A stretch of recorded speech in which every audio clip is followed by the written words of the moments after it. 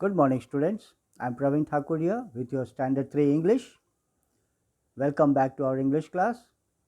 Students, your half yearly exam is going to start. So, I'm going to start with the revision of the chapter that is for your portion. First, I'll start with Kaku and Lal Hawa. So, Kaku is the name of a little boy, and Lal Hawa, Lal means red and Hawa means air. So, why it is called red air? Let us see in this story. Kaku lived in a small village called Choti Dadi. So, Choti Dadi is the name of a village. And every day Kaku had to walk to his school. He loved the long walk to school because he had made a new friend. And nobody knew about his new friend, only Kaku knew. On his way, no one knew why he loved walking past the green paddy fields. Paddy fields means when in the village you can see the crops have grown up, it's greenish in color.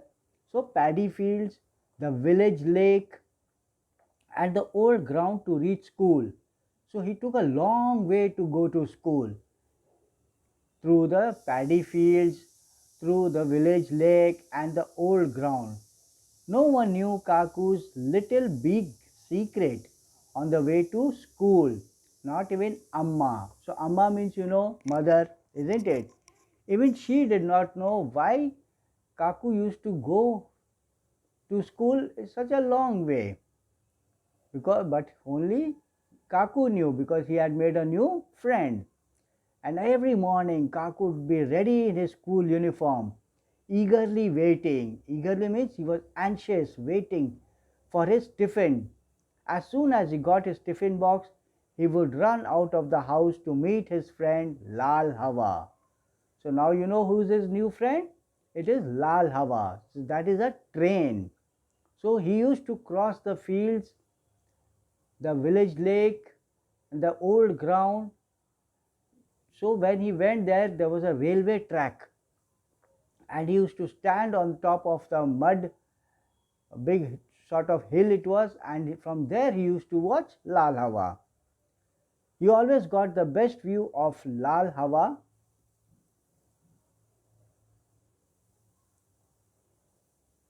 He always got the best view of his Lal Hawa. So here you can see the Lal Hawa because the train moves very fast, so it is called Lal Hawa. And Kaku knew just the place from the top of a small hill mud near the village lake. Kaku knew just the place when the speeding Lal Hawa would whistle. He believed Lal Hawa said hello in a language. So because he was a small boy, so when the train used to cross and whistle, so he thought that the train is wishing him hello. So he used to whistle back and say hi. So when someone like says you good morning, you also reply good morning. So the train used to give a loud whistle. So even he used to whistle in his small voice. And every day he used to watch the train was growing bigger and bigger as it came near and then raced past him in a high speed and went away. So this he liked it very much.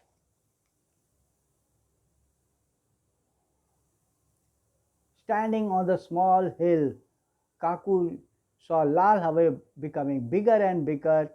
In seconds, Lal Hawa covered the whole blue sky as it chugged forward. Kaku jumped with joy.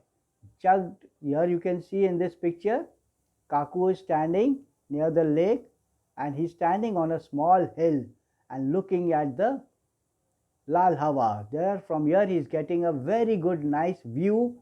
That means he can look at the whole train from here.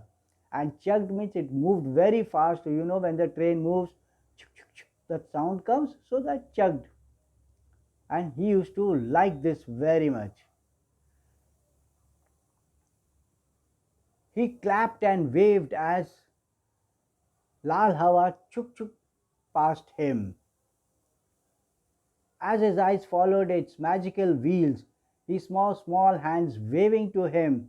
He ran along with Lal Hawa, waving back at the small hands. So when you are going in the train, you can see you also wave sometimes outside. So he also saw some boys waving, children, so he also waved back. And every day he used to follow the same routine and going running along with Lal Hawa, but Lal Hawa is a train, it moved very fast. And Kaku, his dream was to meet Lal Hawa and to ride on him. He liked its red paint, its fast moving wheels, and the chuk chuk sound it made as it moved. And every night he prayed for Lal Hawa to stop at his village just once. So that was his wish, that Lal Hawa would stop at his village at least once. So one day, what happened? He asked his teacher, why doesn't Lal Hawa stop at Choti Dadi?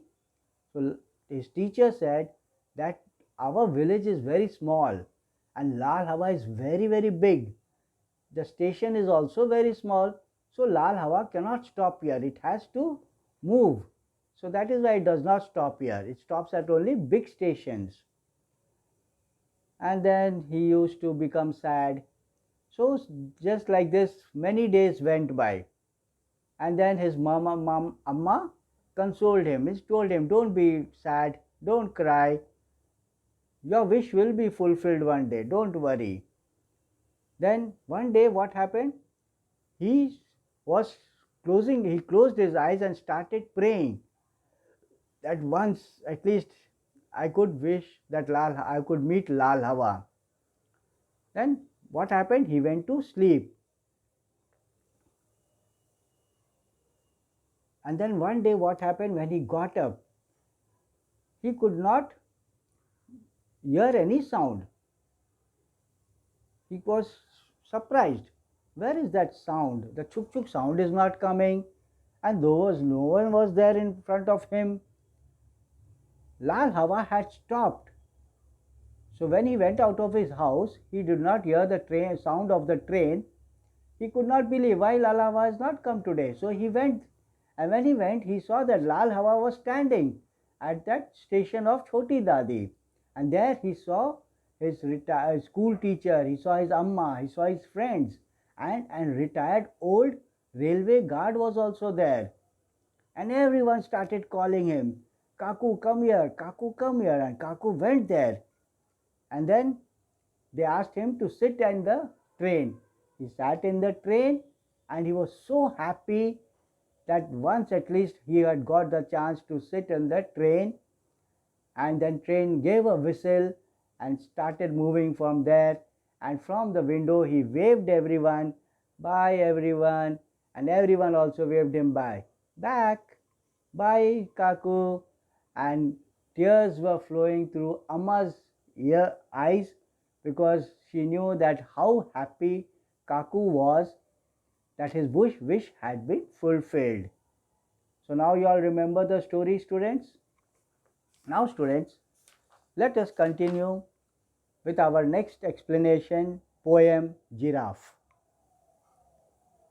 Here you can see the railway guard and all his friends are there. Now let's see Giraffe. This is written by Mary Ann Hoberman. She is an award-winning American writer. She has written over 30 books for children. The poem is about giraffes and why they are so delightful and charming. So students, you all must have also seen the giraffe in the zoo. So soft, so beautiful they are to look, so tall and high they are that they just move their neck up and they can eat the leaves from the branches. Now let us see this giraffes. Giraffes, I like them. Ask me why? So when you ask someone why, because they give you a lot of answers. Because they hold their heads up high.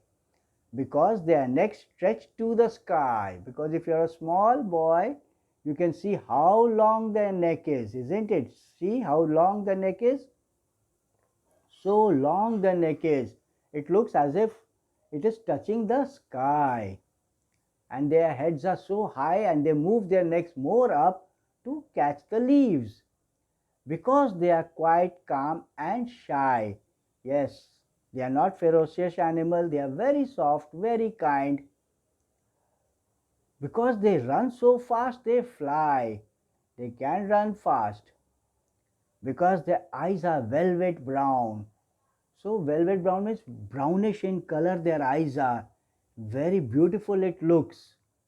Because their coats are spotted tan. Coats means that you can see the skin. So this skin is spotted tan. You can see these are the spots. Brownish in color, little brownish. So this is spotted tan coats. That is the skin of the giraffe. Because they eat the top of trees, because their legs have knobby knees. So what do you mean by knobby? Knobby means so skinny, bony it is. That is the meaning of knobby. So skinny and bony it is. So you can see the legs are also so long. Small children will not even come to half of their leg out here also. And then after this part of the leg and the neck so long. Because that's why I like giraffes. So let's read this poem once more, students. Giraffes, I like them. Ask me why? Because they hold their heads up high, because their necks stretch to the sky, because they are quite calm and shy, because they run so fast they fly, because their eyes are velvet brown, because their coats are spotted tan, because they eat the top of trees, because their legs have knobby knees. Because that's why I like giraffes. Now, students, let us begin with another chapter explanation, and that is safe again.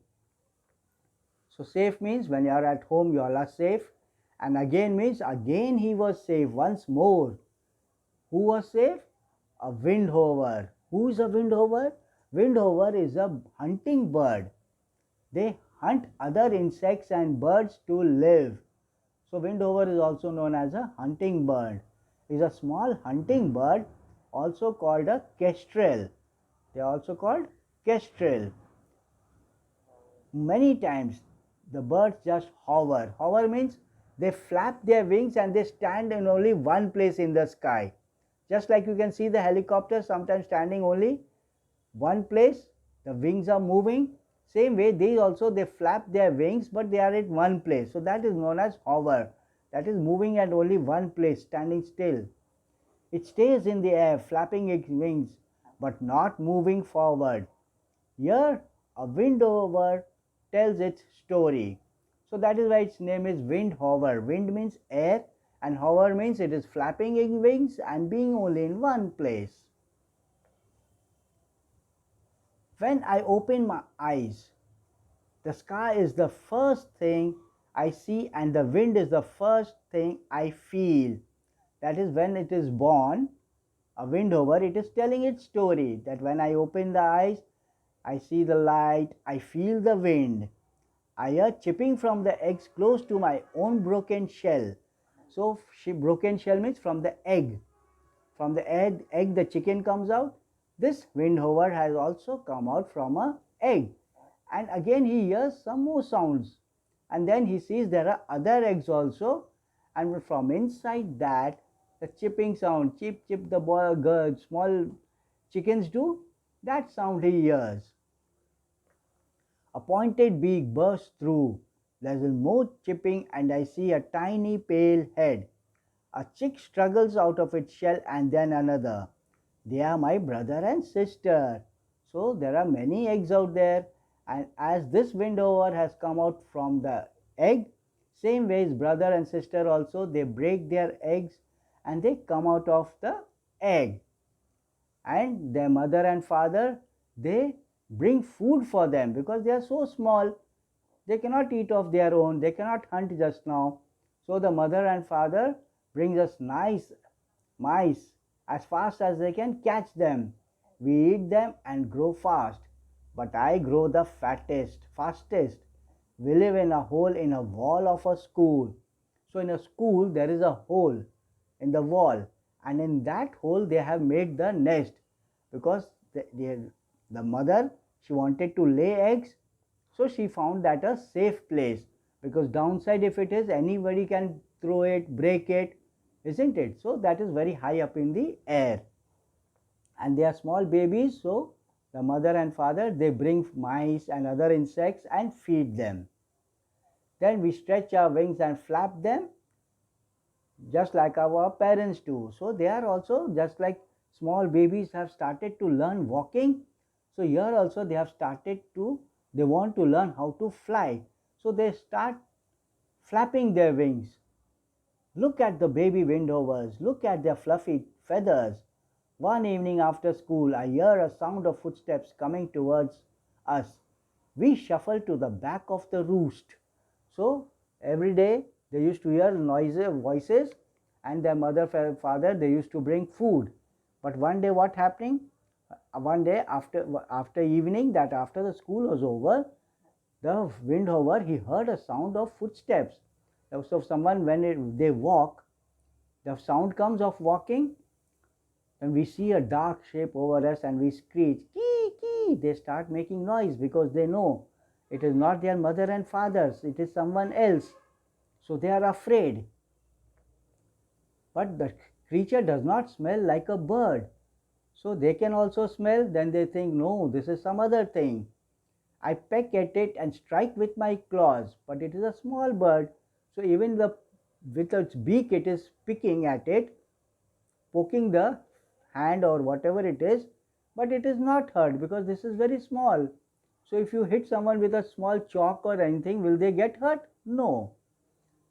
The creature makes a strange noise and holds me tight. I am bundled into a sack and taken from my home.